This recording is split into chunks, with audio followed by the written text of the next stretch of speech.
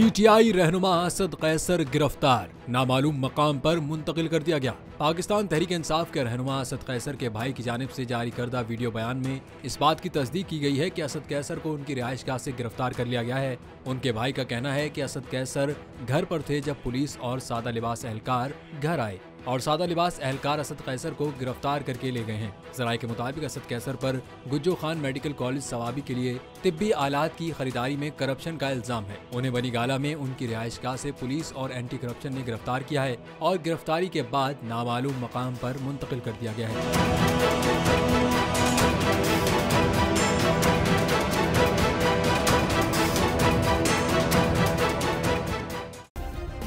Subscribe करें और bell दबाएं ताकि कोई खबर रह न जाए।